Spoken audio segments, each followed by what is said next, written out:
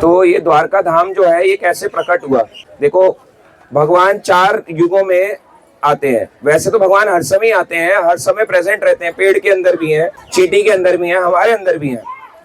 पर जब लीला करने आते हैं, जब लोगों को दिखाई देती हैं, क्योंकि पेड़ के अंदर भगवान है, पर पेड़ के अंदर तो कोई लीला करते हुए दिख नहीं रही, हमारे अंदर भी दिख नहीं रहा।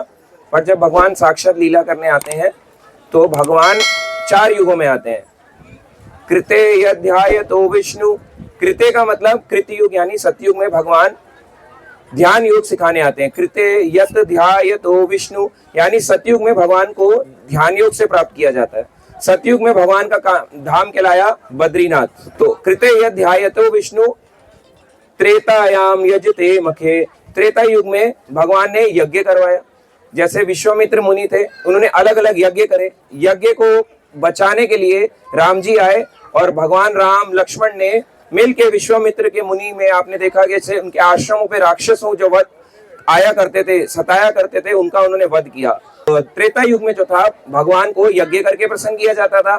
वैसे ही द्वापरे परिचर्यायाम, तो द्वापर युग में भगवान कैसे मिलते थे? अर्च विग्रह, भगवान की विग्रह सेवा से। और द्वापर युग में भगवान कैसे आए? यानी कि द्वापर युग में भगवान को अगर प्रसन्न करना है तो विग्रह सेवा करनी पड़ेगी, यानी धूप अगरबत्ती जल और सोने के पात्र में चांदी और हीरा डायमंड ऐसी चीजों को भगवान को भेंट किया जाता था।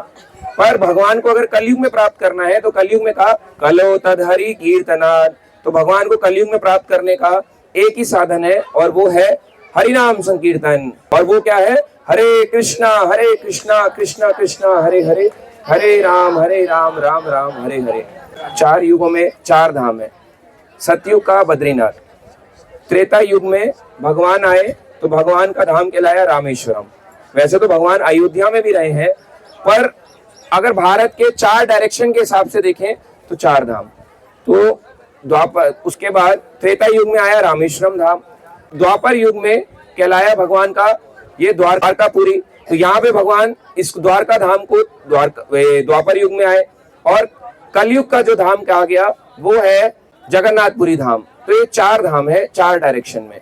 और अगर इसको सीक्वेंस में देखें, सतयुग, त्रेता, द्वापर, कलयुग, तो जहां भगवान शयन करते हैं या भगवान जहाँ ध्यान करते हैं तो सब वो जगह क्या है? बद्रीनाथ। अब भगवान शयन करने के बाद उठ गए, तो उठने के बाद व्यक्ति क्या करता है? सबसे पहले स्नान करता है। तो भगवान का स्नान का वाला सबसे ज्यादा धाम कहाँ है? रामेश्वरम। जैसे वहां स्नान की महिमा है, वहां स्नान ही स्नान होता है कुंडों में और समुद्रों में। तो वहां पे स्नान की महिमा। अब भगवान ने स्नान कर लिया, सबसे पहले उठने के बाद हम क्या करते हैं? उठे, स्नान किया, अब तीसरा क्या काम करेंगे? अब तैयार होंगे। अब भगवान जो है, भगवान यहाँ पे द्वारका में, यहाँ पे भगवान ऐश्वर्य भाव में रहते हैं। कैसे? तैयार होके एकदम राजा के वेश में रहते हैं। और अब जब भगवान सो के उठ भी गए, स्नान भी कर लिया, तैयार भी हो गए, अब क्या लगता है इसके बाद? सबसे पहले जैसे हम होते हैं, भूख लगती है, तो भोजन के लिए सबसे ऊंचा धाम बताया गया जगन्नाथपुरी धाम। तो ये 4 धाम हो गए 4 युगों के। तो कोई भी जो धाम होता है वो कभी विनाश नहीं होता। कभी भी प्रलय भी आ जाए वो एज इट इज बना रहता है। प्रलय आके हम सबका विनाश हो जाएगा, पेड़ का अंत हो जाएगा, मिट्टी खत्म हो जाएगी, मंदिर नष्ट हो जाएगा, सब कुछ नष्ट हो जाएगा, मगर धाम कभी भी नष्ट नहीं होता। धाम वो चीज है जो आंखों से डायरेक्टली नहीं दिखता। कुछ चीजें आंखों से नहीं दिखती पर प्रेजेंस फील होती है। हर चीज आंखों से देख के हम जज नहीं कर सकते। जैसे आंखों से क्या हमें कोरोना वायरस दिखता है? नहीं, पर हम कोरोना वायरस में बिलीव करते हैं। होता है कोरोना वायरस, इतने लोग मर गए, हम कैसे ना माने कोरोना वायरस नहीं था। अब आंखों से तो बैक्टीरिया भी नहीं दिखता जो दूध को दही में बदल देता है। उसको देखा है किसी ने? दूध से दही वाला बैक्टीरिया जो बदल देता है, वो भी नहीं, पर बदलता है। साइंस कहती है बैक्टीरिया होता है, शास्त्र भी कहते हैं बैक्टीरिया बदल जाता है। होता है ना, खटाई डालने से दूध वो बदल जाता है। तो ऐसे ही भगवान जो है हर बार जरूरी नहीं है आंखों से डायरेक्टली दिखाई देंगे। भगवान को देखने के लिए ज्ञान के नेत्र खोलने पड़ेंगे। और ज्ञान का नेत्र कैसे आएगा? जब हम कानों से भगवान की कथा को सुनते हैं। तो कान खोल के अगर सुनेंगे तो भगवान का प्रेजेंस फील होगा कि हाँ भगवान है। जैसे मैंने आपको बताया कि चींटी है, वो देखो चींटी है, मक्खियां भी है, मेरे को उड़ते हुए दिख रही है, हो सकता है किसी और को ना दिखे। वैसे ही प्रेजेंस फील होता है भगवान का।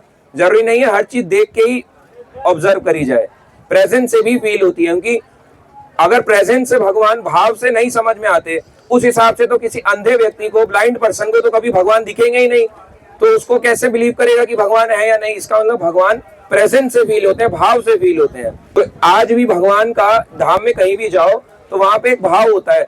अगर कोई अच्छा व्यक्ति मिलता है तो वहां पे आपको धाम का भाव फील होगा। इसलिए भक्तों के साथ यात्रा करने में धाम का भाव फील होता है। अकेले जाते हैं, अकेले जाके कोई हमसे पैसे मांग ले, कोई बदतमीजी कर दे, तो फिर हमें लगता है अरे हम क्यों आ गए यहाँ पे, क्यों ही हम आए हैं, बेकार ही हमारा यहाँ आना हुआ। इसलिए साथ में जाने का एक हमेशा फायदा होता है। धाम को जब भी जाएं भक्तों के साथ में जाएं। साथ में जाने से बहुत कुछ नई चीजें जानने को और सीखने को मिलती हैं। तो ये द्वारका धाम जो है ये कैसे हुआ, पूर्व काल की बात है, कई पुराने सालों की बात है। तो वैवस्वत मनु, ब्रह्मा जी का जो दिन है वो बहुत बड़ा है। ब्रह्मा के 12 घंटे केवल और केवल 12 घंटे में 1000 बार सतयुग, 1000 बार त्रेता, 1000 बार द्वापर और 1000 बार कलयुग आता है। कितना? 1000 बार पूरा 4 युग चलते हैं। इतने में ब्रह्मा का 12 घंटे होता है। ऐसे ही ब्रह्मा की 12 घंटे की रात भी है, इसका एक दिन बनता है। ऐसे ही ब्रह्मा का 1 साल है, ऐसे ही ब्रह्मा के 100 साल है। अब लगा लो कितना है, मतलब हम गणना भी नहीं कर सकते, कैलकुलेटर फेल हो जाते हैं, इतनी बड़ी इनकी कैलकुलेशन है ब्रह्मा के 100 साल के जीवन की। पर ब्रह्मा का भी विनाश होता है। तो ब्रह्मा के 12 घंटे में 14 मनु आते हैं, अलग अलग मनु। तो जब 7वां मनु चल रहे थे, 7वें मनु का नाम था वैवस्वत मनु। क्या? वैवस्वत मनु। और उसी 7वें मनु में ही हम आते हैं। अभी हम जो है, हम बोलते हैं ना हम किनकी संतान है, हम हैं मनु और शत्रुपा। पर शत्रुपा जो है ये तो अभी की थोड़ा ना, ये तो पहले मनु की पीढ़ी है। हम 7वें मनु की पीढ़ी है, यानी हम वैवस्वत मनु की पीढ़ी है, स्वयंभू मनु की पीढ़ी नहीं है। अभी 7वां मनु चल रहा है और उसका 28वां चतुर्युग चल रहा है और अभी हम कलयुग में जी रहे हैं और कलयुग के भी 5000 साल ही बीते हैं। तो जब वैवस्वत मनु थे, इनके पुत्र का नाम था राजा शर्याति।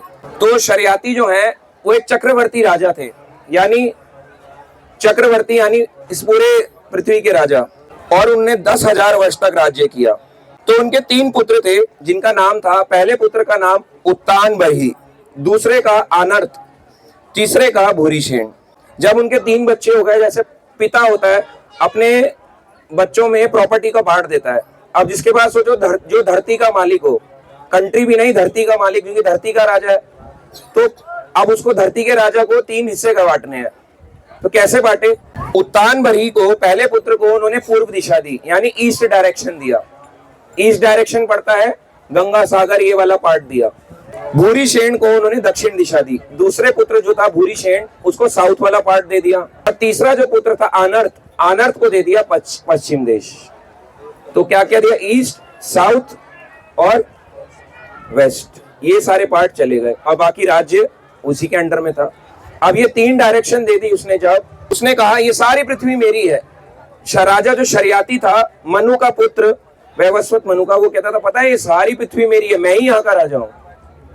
तो अपने आप को घमंड में रहता था। पर जो आनर्त है उसने अपने बोला, अरे पिताजी पिताजी, नहीं नहीं, आपकी धरती नहीं है, धरती तो केवल भगवान की है, भगवान विष्णु की है।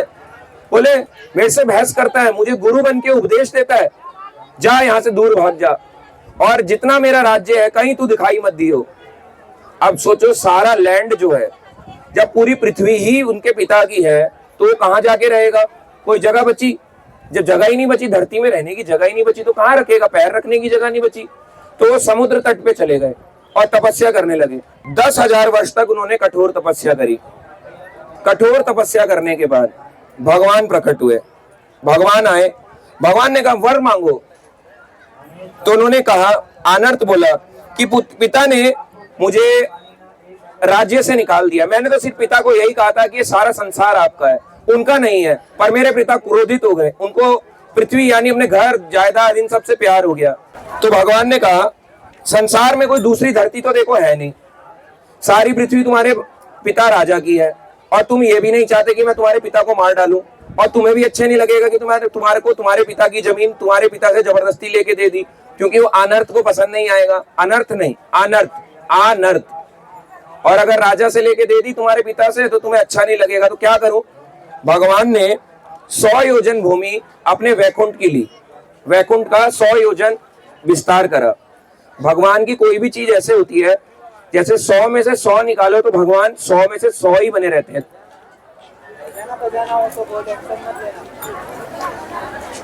तो जैसे भगवान की भक्त कैसे होता है, जैसे हमने 100 रुपए का एक नोट है, मैंने 100 रुपए के नोट में से अगर आपको 10 रुपए दिए, मेरे पास कितने बचे? 90, इतना ही बचेगा। मगर भगवान ऐसे हैं, भगवान खुद के पास भी 100 रखते हैं और आपको कई 100, सबको 100 दे सकते हैं। ऐसे ही भगवान ने अपनी वैकुंठ से 100 योजन भूमि, एक योजन में 12 किलोमीटर होता है, तो ये 100 योजन इस तरह से, यानी 1200 किलोमीटर का एरिया, 1200 किलोमीटर का एरिया भेज दिया धरती पे कि तुम अब यहाँ पे रहना। अब धरती पे जाएगा, वैकुंठ का भार क्या धरती संभाल सकती है? नहीं संभाल सकती, वो तो समुद्र में डूब जाएगा। तो भगवान ने अपने सुदर्शन को भेजा, तो सुदर्शन आया ऐसे जुक जुक जुक जुक जुक और समुद्र में आके ऐसे खड़ा हो गया।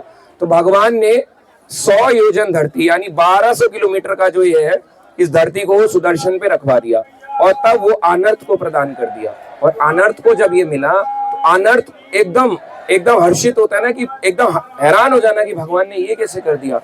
इसने भगवान हैरान हो गया कि भगवान ने मुझे ये पृथ्वी प्रदान कर दी, मतलब एक अलग ही जगह प्रदान कर दी। तो भगवान ने कहा ये साक्षात वैकुंठ है, पृथ्वी का विनाश होगा मगर उस भूमि का विनाश कभी नहीं होगा। और पता है वो 100 योजन भूमि कौन सी थी? यही जहां हम द्वारका में बैठे हैं। हरि हरि बोल।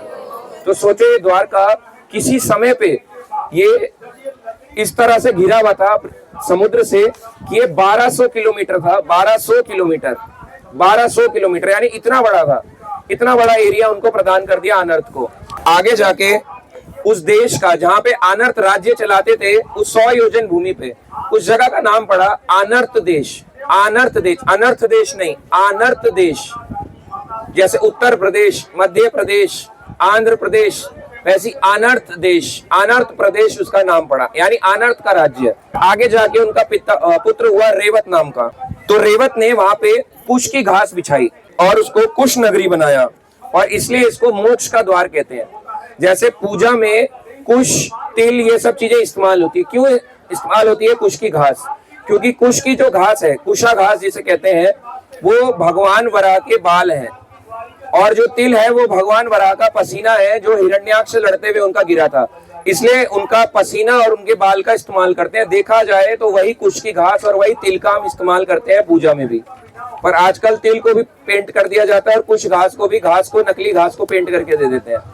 आजकल कुछ भी नकली मिल सकता है, पर कुश घास और तिल भगवान की दी हुई चीज है, पवित्र चीज है, जिसका पूजा में इस्तेमाल होता है। इसका नाम कुशस्थली पड़ गया, और कुशस्थली इस नाम का जब पड़ा, इसको मोक्ष द्वार भी कहने लगे, यानी मुक्ति का द्वार। अब आता है, ये तो हुई सतयुग की कथा चल रही थी, तो भगवान आए। तो भगवान कब आए यहाँ पे? अब आता है जब बहुत समय बीत गया, जब वैवस्वत मनु का 28वां चतुर्युग आया, उसका द्वापर युग आया, जब भगवान ने जन्म लिया, भगवान कृष्ण ने जन्म लिया गोकुल में, और गोकुल में बड़े होते होते वो रहे 3 साल 4 महीना। 3 साल 4 महीना गोकुल में रहने के बाद भगवान चले गए, जिसको कहते हैं वृंदावन। गोकुल अलग है, वृंदावन अलग है। पूरे ब्रज को कभी कभी वृंदावन बोल दिया जाता है। किताब में भी आप पढ़ोगे तो आपको पढ़ आएगा नंदगांव वृंदावन, गोकुल वृंदावन, शॉर्ट में वृंदावन बोल दिया जाता है। पर देखा जाए तो वृंदावन अलग है, गोकुल अलग है। तो गोकुल जो है, गोकुल में भगवान ने 3 साल 4 महीने तक रहे।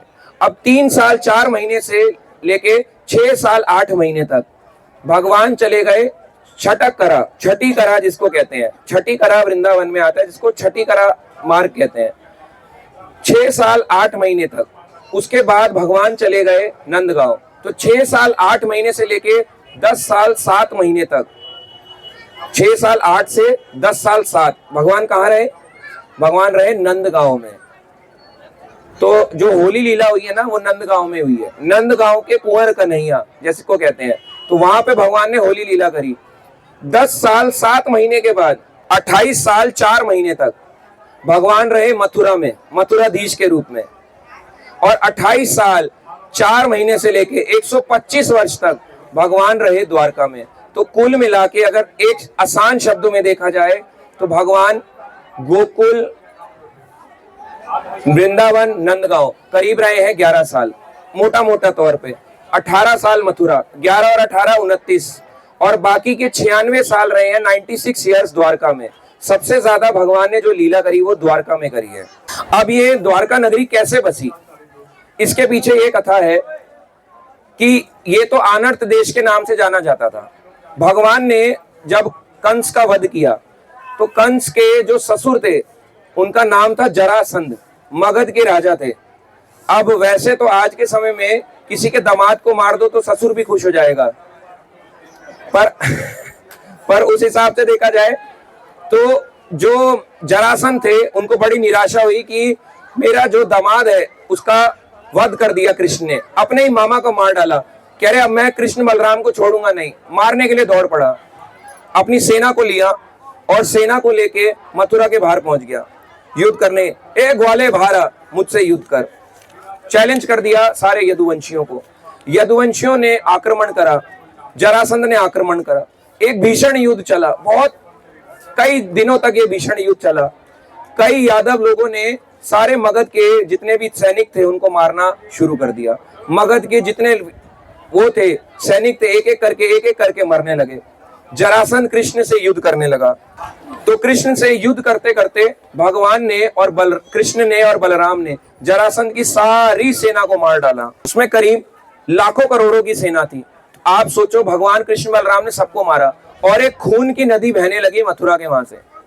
खून की नदी, जैसे वैतरणी नदी होती है, खून की नदी जो बहती है नरक लोक में, वैसे खून की नदियां भगवान कृष्ण बलराम ने बहा दी मथुरा के बाद।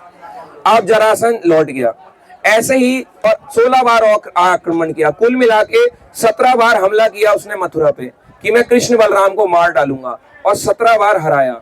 राजा के लिए सबसे बुरा पता क्या होता है, जब उसको कोई हरा दे और उसको छोड़ दे, वो उसके लिए उससे भी बड़ा लज्जा वाला है, क्योंकि उसको अपनी प्रजा की शक्ल, प्रजा के सामने कैसे शक्ल दिखाएगा, इतना बोर होगा, कहेगा अरे यार मैं क्या करके आया, देखो मेरा तो मुंह ही काला हो गया। तो जरासंध को 17 बार भगवान ने हराया। उसका कारण था, भगवान चाहते तो जरासंध को यूं चुटकी में मार डालते, पर भगवान ने अपने भक्त भीम को उसका श्रेय देना था कि एक मनुष्य उसको मारे। तो एक भीम जो है, भीम एक मनुष्य था, एक बलशाली मनुष्य, तो भीम ने जरासंध का वध किया। जरासंध का वध करने के बाद, वध तो बहुत बाद में हुआ, पर 17 बार भगवान ने जरासंध को हराया। 17 बार जब जरासंध को हरा दिया मथुरा पे, अब वो फिर से आ गया 18वीं बार। अभी भी नहीं, कह रहे इस बार अगर मैं नहीं लौटा मैं वापस नहीं आऊंगा, मगध राज्य वापस नहीं आऊंगा। हर बार की तरह जरासंध जाता, मैं मार के आऊंगा इस बार कृष्ण बलराम को, और वो उसको निहत्था करके वापस भेज देते। मतलब कितनी बदनामी है। ये वैसा ही हुआ जैसे इंडिया पाकिस्तान वॉर चल रहा है और पाकिस्तान पे कारगिल युद्ध इंडिया जीत गया, वापस भेज दिया फिर से उनको। हालांकि ये बहुत बुरा भी है, पर देखा जाए तो बार बार इंडिया हराए और पाकिस्तान पीछे जाए, तो एक तरह से कोई पाकिस्तान को अगर आप वर्ल्ड मीडिया पे देखो तो उसकी कोई वैल्यू नहीं है। ऐसा नहीं है कि सारे लोग खराब हैं, पर उस कंट्री की कोई एक्चुअल वैल्यू नहीं है देखा जाए तो।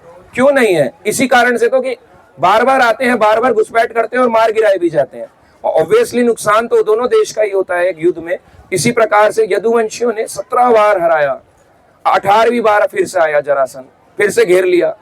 काले वन भी बाहर आ गया। काले वन सारे के सारे जितने भी हैं कि हम छोड़ेंगे नहीं, आज कृष्ण से हाथ साफ कर लेते हैं थोड़े से। तो कृष्ण ने एक लीला रची काले वन को लेके।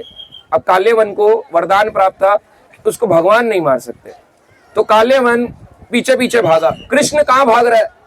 तो भगवान कृष्ण मथुरा से गए, काले वन पीछे पीछे भागा। भगवान जा रहे हैं, काले वन आ रहा है कि इसको मैं मार डालूंगा, कैसा है, चुप चुप के भाग रहा है, रण को छोड़ के भाग गया, रण छोड़ कृष्ण नाम पड़ गया, कह रहे पीछे पीछे भाग रहा है। भगवान उसके पीछे पीछे गए और वो स्थान पड़ा जहां पे मुचुकुंद ऋषि सो रहे, राजा मुचुकुंद सो रहे थे। ये मुचुकुंद राजा वो थे जिन्होंने देवताओं के साथ सहयोग दिया था युद्ध में और असुरों को हराया था। तो जब इंद्र ने इनको वरदान दिया तो इन्होंने बोला वरदान मांगो, मैं तुमसे बड़ा प्रसन्न हूँ राजा मुचुकुंद। बोले मैं इतना थक गया हूँ, मैं वापस जाना चाहता हूँ। इंद्र ने कहा वापस कैसे जाओगे? अरे धरती का तुम्हें पता भी है, स्वर्ग का एक दिन बहुत बड़ा होता है, स्वर्ग का एक दिन धरती का एक साल। अब तो वहां पे कई वर्ष बीत चुके हैं, तुम्हारी कई पीढ़ियां आगे निकल गई हैं, उस समय जो तुम्हारी पीढ़ी है वो तुम्हें पहचान भी नहीं पाएगी। मुचुकुंद ने कहा अच्छा ऐसा हो गया पृथ्वी पे? तो मुचुकुंद ने कहा अब मैं सोना चाहता हूँ। कहाँ सो? तो उसने एक जगह चुनी जिसका नाम है मुचुकुंद गुफा, जो जूनागढ़ गुजरात में आता है। तो मुचुकुंद गुफा में राजा मुचुकुंद चले गए और एक लंबी नींद में सो गए, और ये वरदान मिला कि जब वो आएगा तो उसको सबसे पहले भगवान का दर्शन होगा। अब मुचुकुंद सोने चले गए, काले वन पीछे पीछे आया। भगवान कृष्ण जो है चाहते तो काले वन को ऐसे यूं चुटकी में मार देते, पर भगवान ने लीला रचनी थी। भगवान भागते भागते चलते चलते आ गए और पहुंच गए मुचुकुंद गुफा। मुचुकुंद गुफा जूनागढ़ के अंदर है, वहां पे कृष्ण एंटर कर गए। तो कृष्ण एंटर करे, काले वन कहता है अरे ग्वाले रुक जा, कहां भाग रहा है। पीछे पीछे आया, उसको लगा देख ये रास हो रहा है कृष्ण, देख कैसा है ये, थक गया और यहाँ पे सो गया। ऐसे करके लात मारी, काले वन ने उठ। तो जब लात मारी नहीं उठा, दोबारा हिलाया, जैसे ही वो उठा राजा मुचुकुंद उठे, उनके आंखों की उस अग्नि से भस्म हो गया काले वन, और काले वन का विनाश हो गया। अब जब मुचुकुंद ऋषि के दर्शन हुए तो मुचुकुंद ने दर्शन देके सबसे पहला दर्शन किया कृष्ण का, उठते ही दर्शन हो जाए भगवान का, उसको दर्शन हो गए। तो दर्शन होने के बाद उसने बोला आज मेरा जीवन सफल हो गया। तो भगवान ने कहा अभी मैं तुम्हें अपने धाम नहीं भेजूंगा, क्योंकि अभी तुम्हारी भक्ति पूर्ण नहीं हुई है, क्योंकि तुम जब राजा थे तो तुमने कई राजा के रूप में कई निहत्थे पशुओं को मारा है, अभी भी उसका पाप जो है तुम्हारे ऊपर बाकी है। राजा मुचुकुंद को कह रहे अब तुम जाओ, अब तुम तपस्या करने जाओ बद्रीनाथ में, अब तुम बद्रीनाथ जाओ, बद्री का आश्रम में जाके वहां रहो, वहां रह के तपस्या करो, वहां किसी के सामने दिखाई मत देना। तपस्या करने मुचुकुंद चले गए। उस जमाने में जब मुचुकुंद थे तो वो कितने लंबे थे आप सोच के देखो, त्रेता युग के हमारे जितने नहीं होते थे। जैसे कलयुग में हम सारे छोटे छोटे हैं, हमारी हाइट 6 साढ़े 6 फुट तक जाती है, पर त्रेता युग में लंबे लंबे थे। त्रेता युग में 15-20 फुट 25 लंबे लंबे, सब और भी लंबे। तो आप सोचो कलयुग से बड़े द्वापर, द्वापर से लंबे त्रेता, त्रेता से भी लंबे सतयुग। तो त्रेता युग के चल रहे थे मुचुकुंद, राजा मुचुकुंद। अब वो बद्रीनाथ चले गए। जब उन्होंने कलयुग में बाहर आते ही देखा, उन्होंने कहा ये क्या है, इतने छोटे छोटे लोग हो गए। तो उन्होंने देखा अरे ये तो कलयुग एंटर कर रहा है, तो हैरान हो गए और बद्री का आश्रम बद्रीनाथ में माना गांव के पास में मुचुकुंद गुफा के वहां पे चले गए। आज के समय मुचुकुंद गुफा जो है वहां पे इंडो चाइना बॉर्डर लगता है, वहां पे हर कोई नहीं जा सकता, अलाउड ही नहीं करते हैं। रास्ता भी वहां का टफ रहता है, आर्मी की परमिशन वहां पे लेनी पड़ती है पूरा, तभी वहां पे मुचुकुंद गुफा के दर्शन होते हैं बद्रीनाथ में। तो हम लेके गए थे भक्तों को पिछले साल मुचुकुंद गुफा के पास, जितना हमारे से हो सका। तो माना गांव में लेके गए थे, अब वहां पे चले गए। अब आते हैं भगवान वापस आए अपने मथुरापुरी में। मथुरा में वापस आए, देखे जरासंध अभी भी खड़ा है। अब क्या करना चाहिए, उसी समय भगवान ने कहा बार बार इसको मारेंगे ना, एक काम करते हैं, अब राजा 18वीं बार जरासंध सेना लेके आया ना, क्योंकि बदला लेने आ रहा है, बार बार 17 बार हार गया, अभी भी मान नहीं रहा कि मेरे दामाद का वध हो गया, अभी भी जो है 18वीं बार इसको कुछ करना पड़ेगा। तो भगवान ने एक लीला रची, अब हमें रण छोड़ के ही भाग जाना चाहिए। भगवान ने सोचा क्या करा जाए, तो भगवान ने समुद्र के पास, भगवान ने सोचा कि मैं जो है समुद्र के पास में अपनी नगरी बसाऊंगा। जब यहीं से दूर चला जाऊंगा तो आएगा ही नहीं मारने, पता ही नहीं चलेगा कहाँ चले गया एक ही रात के अंदर। तो भगवान कृष्ण ने अब आए यहाँ पे इस नगरी को बसाने, जहाँ पे आनर्त प्रदेश जिस नाम से था ये, इस गुजरात को आज भी आनर्त देश कहते हैं। गुजरात के मैक्सिमम एरिया को आनर्त देश कहते हैं या सौराष्ट्र कहते हैं। ट्रेन भी चलती है यहाँ पे सौराष्ट्र के नाम से, सौराष्ट्र एक्सप्रेस। तो यहाँ पे भगवान आए, भगवान ने समुद्र से बोला, इसी स्थान पे मांगा जहाँ पे पहले 1200 किलोमीटर का इस तरीके से सरकमफ्रेंस, अगर परिधि देखा जाए 1200 किलोमीटर का सरकमफ्रेंस, उसको 100 योजन भूमि को मांगा था। अब उसी पे भगवान वापस बसाने आए। भगवान ने समुद्र से कहा, इति समंत्रय भगवान दुर्गम 12 योजनम अंतः समुद्रे नगरम कृत्स्न अद्भुतम अचीकरत। ये भागवत में आता है 10वां स्कंद 50वां अध्याय 49 नंबर श्लोक, 10th कैंटो चैप्टर 50 श्लोक 49, वहां पे बात लिखी है, इति समंत्रय भगवान। इस तरह भगवान ने बलराम जी से डिस्कस किया, दुर्गम 12 योजनम, और कृष्ण समुद्र के पास गए। यहीं पे जो समुद्र है ये जिसको अरब सागर कहते हैं, इसको आप बिल्कुल भी अरब सागर ना बोला करें, इसको आप बोले सिंधु सागर। अरब सागर तो, अरब तो मुसलमान नाम है, मुसलमानों ने नाम दे दिया अरेबियन सी, इसका नाम कभी भी अरब सागर नहीं था। ये हम लोगों को गलत पढ़ा पढ़ा के दिमाग में डाल दिया है। तो इस तरह से भगवान ने समुद्र से कहा, अंतः समुद्रे नगरम, समुद्र नगर के वहां पे, और कृष्ण अद्भुतम अचीकरत, कि मेरे को 12 योजन भूमि दो, इस 12 योजन भूमि में मैं अपने नगरी को बसाऊंगा। 12 योजन भूमि यानी 12 योजन, इस तरह से एक योजन में होता है 12 किलोमीटर, तो 12 योजन हो गया 144 किलोमीटर। अगर उसका आप इस तरह से देखोगे 12 इंटू 12 144 किलोमीटर, यहां पे मैं अपनी एक नगरी बसाऊंगा। तो भगवान ने इस प्रकार समुद्र को कहा। तो समुद्र जो है, अब समुद्र ने कहा, अरे मैंने त्रेता युग में भी इनसे पंगा लिया था, जब राम जी आए थे, राम जी ने कहा कि मुझे भूमि दो, यहाँ पे राम नाम के पत्थर डलेंगे, और राम जी के नाम ने तो पत्थर भी तारे, तो राम जी का नाम लिखते गए और पत्थर भी तैरने लग गए। तो उन्होंने कहा कि अब तो समुद्र से हम पंगा नहीं ले सकते। तो अब जो है समुद्र देव खुद ही पीछे हट गए, भाई अब जो है आप गलती कर दी, पिछली बार भी हमने गलती करी थी, तो भगवान ने कहा समुद्र को सुखा डालूंगा। बोले अब गलती नहीं कर सकते, अब जो है हम खुद ही पीछे हो जाते हैं। समुद्र पीछे हो गया और 12 योजन भूमि दे दी। वही आनर्त प्रदेश जो था 100 योजन, वहां से 12 योजन भूमि को निकाल के दे दिया। और वहीं एक ही रात के अंदर भगवान ने विश्वकर्मा के थ्रू अपना नगर बसाया। सारे देवी देवता आए, सारी देवी देवता ने वहां पे, इंद्र ने पारिजात वृक्ष लाके दिया, सब देवी देवताओं ने कुछ ना कुछ कृष्ण को भेंट किया। एक ही उसमें रात के अंदर विश्वकर्मा ने महल को बसवा दिया। और सारे के सारे द्वारका जो मथुरावासी थे, जब वो घिरे हुए थे, डर रहे थे, भय से कांप रहे थे, रातों रात जो है भगवान ने मथुरा से द्वारका में ट्रांसफर कर दिया लोगों को। और जब ट्रांसफर कर दिया तो वो भी हैरान हो गए, मथुरावासी की कितना बड़ा ये नगरी है, वो एकदम से देख के हैरान हो गए। और इस जगह का नाम पड़ गया द्वारका, यानी यहाँ का द्वार कहाँ कहाँ जाता है, इतना बड़ा किला है, इतना बड़ा राज्य है कि कौन सा दरवाजा कहाँ जाता है पता ही नहीं। तो द्वार कहाँ, इसलिए इसका नाम पड़ गया द्वारका। हरि हरि बोल। यहाँ द्वारका में कई सारी भगवान ने लीला करी। अब भगवान यहाँ पे क्या क्या करते थे, इस द्वारका नगरी को बसाने के बाद जरासंध जो है 18वीं बार जो सेना लेके आया था, फिर निराश होकर चला गया क्योंकि मार ही नहीं पाया। और भगवान कृष्ण बलराम भागे, भागते भागते उनके पीछे पीछे भागा जरासंध सेना लेके भागा। और जहां से भगवान रण छोड़ के भाग गए वो जगह कहलाई रणछोड़। तो वहां पे रणछोड़ राय का मंदिर भी है डाकोर में, ये भी गुजरात में आता है। इतनी बड़ी यात्रा पहले मैंने सोचा था बनाए, पर ये कम से कम 8 दिन की 15 दिन की बन जाती, ये सब हम कवर नहीं कर पाते इतनी जल्दी। तो डाकोर में रणछोड़ राय का मंदिर है, तो ये सारी प्लेसेस कवर होती हैं। बहुत सारी चीजें हैं गुजरात में, इतना आसान नहीं है। भगवान का बहुत बड़ा ये एरिया था द्वारका का। तो भगवान ने यहीं पे माधवपुर में विवाह किया रुक्मणी मैया से, उनका हरण करके, और विवाह करा।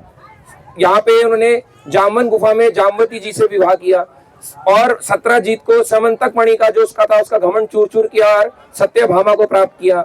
ऐसे ही उन्होंने 8 पटरानियां जो थी, टोटल 8 पटरानियां उनसे शादी करी, और बाद में 16,100 रानियों से भी शादी करी। तो कुल मिला के 16,108 रानियां थी।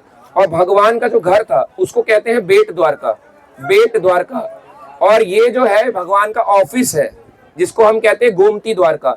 तो जहां हम रह रहे हैं वो जगह है गोमती द्वारका, जो आप देखते हैं ना गोमती घाट, गोमती नदी और समुद्र का संगम है, वो भगवान का ऑफिस एरिया है। तो हम भगवान के ऑफिस में रह रहे हैं। और जो भगवान का घर है वो है बेट द्वारका, एक बेट द्वारका एक गोमती द्वारका।